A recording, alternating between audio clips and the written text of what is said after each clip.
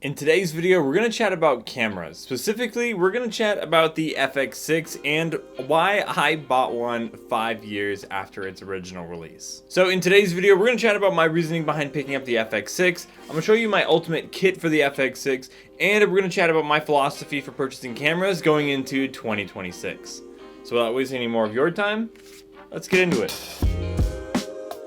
Now the FX6 has been out for 5 years now, so there's nothing new I'm going to say in this video that's going to be a groundbreaking new feature. But I hope to at least share some insight into why I purchased this camera 5 years after its initial release, and how this camera fits perfectly into my kit as a growing creative, and why I think the FX6 is still going to be a great camera into 2026 and beyond. Now let's build the ultimate kit while I kind of talk through some of the reasoning behind purchasing this camera. Now, I'm gonna start with a cage. Pretty much every camera should have a cage on it. Now, I tried a couple different cages, but ultimately landed on the Smallrig cage. A lot of the work that I do is vertical, and the Smallrig cage has a nice attachment that can help it go vertical really quickly without needing to take off a ton of accessories. And I like the look and the functionality of this cage. Now, if you've been around the channel, you know that my original kit was the A7S III and the FX3. Now, I picked up the FX6 used. Now, I not only got a good deal on it, but I had also been watching trade-in prices for the A7S III. So I was basically able to trade my A7S III and some other lenses that I didn't use and pick up the FX6 at almost no cost. So now my kit is the FX6 and the FX3. Now, I always use the XLR handle, so I'll screw this in quickly. And then I'm going to put on part of the Kondor Blue cage, which is the XLR extension. Now, one of the reasons I wanted to pick up an FX6 was for the built-in ND system. A ton of my shoots are in uncontrolled lighting, where lighting can go from dark to bright to dark to bright. So switching and fiddling with a variable ND on the front of an FX3 while I'm holding it all kitted out can be kind of cumbersome. And it's not something that I can ask people to do a reshoot. It's all happening kind of live. But having a system like the FX6 that can nail that exposure correctly every single time, as a solo operator, that makes my life so much easier. Now, the Smallrig cage comes with this side plate. The side plate connects here, and if you wanted to go vertical, you can connect it here. So a lot of the times when I'm on a shoot, if I have a client that we're gonna do something vertical, rather than also bringing the FX3 to go vertical, if I'm not already bringing that, I can just move this plate over slightly. Another feature about the FX6 that I absolutely love are the larger batteries. Like, even now, I'm filming with my FX3 and my A7R5. The batteries were at 100%, and I'm only about 5-10 minutes in, and both batteries are just under 80%. Now, I'm running it wirelessly, so there's obviously some extra use happening, but the battery life out of the FX6's batteries is far better. This is a 98 watt hour or a 6800 milliamp battery, and you can get like 3 or 4 hours out of some of the larger Sony batteries. Now, since the batteries are so good on the FX6, I don't necessarily need to run a V-mount, but if my camera is going on a tripod, I will likely have a V-mount on it regardless. Now, my go-to lens for a lot of the work that I do is the 24-70, which is a great all-around lens. If I'm not using a prime lens, I definitely have the 24-70 on my rig. Like I said before, one of the main reasons I picked up the FX6 was for the ND system. And I did that because I'm shooting on a ton of primes, like the 50-1.2, the 35-1.4. They're both being used right now, or even the 85-1.4. And the ability to just basically run that run and gun with a totally stripped down rig with just my mist filter, and have the ability to have the camera just handle all the exposure, and I'm not messing around with an ND system on the front of my lens. Just a super clean, super minimal setup. So I love that feature about the FX6. But this is the ultimate build for the FX6, not a run and gun build. So I'm going to take off this mist filter, and I'm going to pop on a matte box.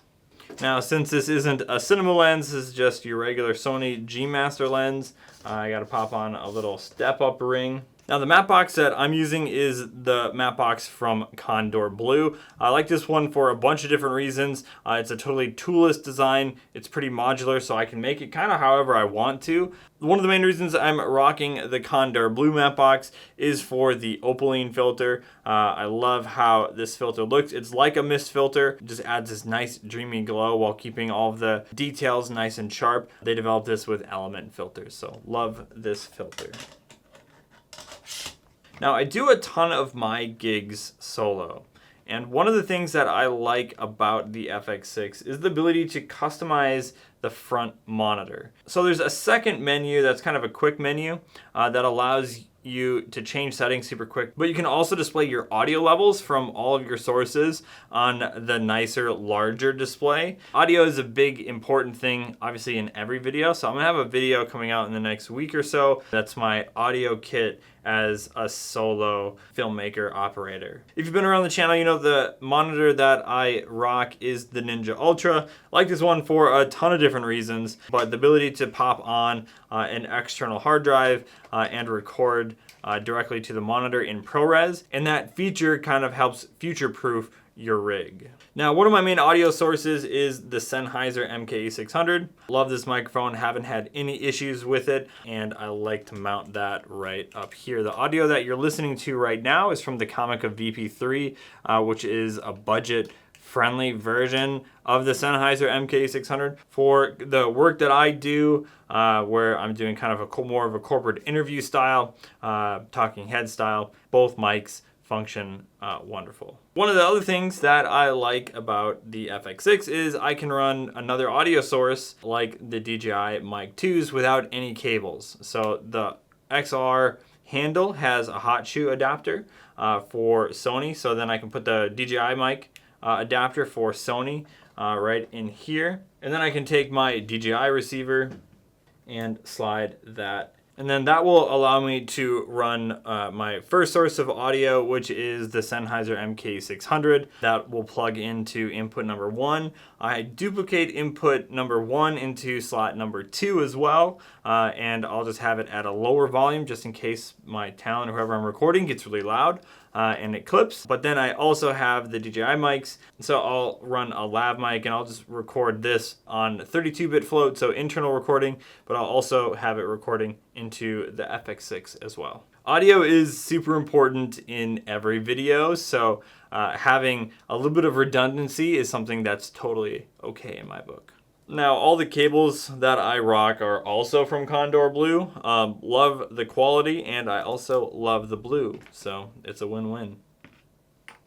And then I'll take some of the Kondor Blue Mondo ties, and I'll put some around my camera.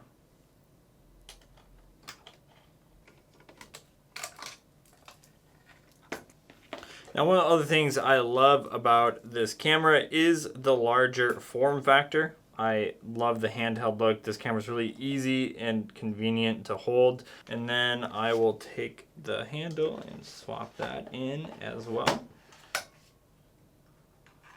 So this is pretty much my ultimate kit for the FX6.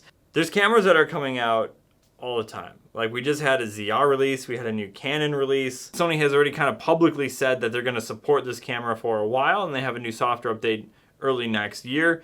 But the things that I needed in a camera, the FX6 checked all those boxes, and it's still the Sony system, so I don't need to relearn color grading. And it's all pretty much the exact same look that I'd be getting out of my FX3. One of the other features that I love about this camera is the ability to have a cache system. So before I even click record, this camera's already been recording. If for some reason something happens right in front of me and I've got my camera, everything's all set, I can then hit record. That's gonna be recording from 10 or 15 seconds prior. So that feature, especially in a lot of the shoots that I do, everything's kind of unpredictable. Having that feature is also incredibly awesome. This monitor is you're always able to access it. Where on the FX30, sometimes when you have it all kitted out, you're trying to access the menu from like the bottom corner, kind of tricky. The FX6 has the ability to kind of move it around your rig. I typically like it right in the front, but if you press the menu button once and swipe down a few times, but this is pretty much what I'll always be running it on. So I'll have the video on my Ninja, and then I'll have audio levels on the built-in Sony monitor. But that just gives me a little bit of peace of mind that all of my audio tracks are recording properly. Now, all the links to all of the products in today's video will be listed in the description box below. Those links do support the channel, but any money I make from that, I do like to pay forward to help small businesses with discounted content services. So before the end of the video, I will show you my quick minimal build that I rock probably 70% of the time. I teased it a little bit ago. It's super easy to hold for long periods of time. So I shoot a ton of my videos with prime lenses. So the ability to have built-in NDs, that way I can shoot pretty much wide open or in whatever range I want. But just having that ability to do so and not needing to worry about any NDs and still being able to rock just a little mist filter on the front. It just helps enable you to do the kind of video and the kind of style that you want without any extra roadblocks. But this is pretty much my minimal kit for the FX6.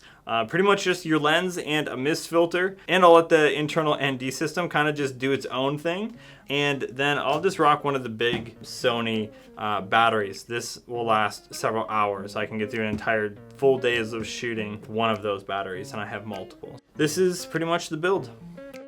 If you're new here, hey, I'm Dom. I'm a freelance creative based out of Minneapolis, Minnesota, and this is a channel that's focused around all things photo and video, and what it's like to run a small creative production studio in 2025. So if you're into that kind of stuff, I'd love to have you as part of this community. Thanks so much for watching, and I'll catch you in the next one. Peace.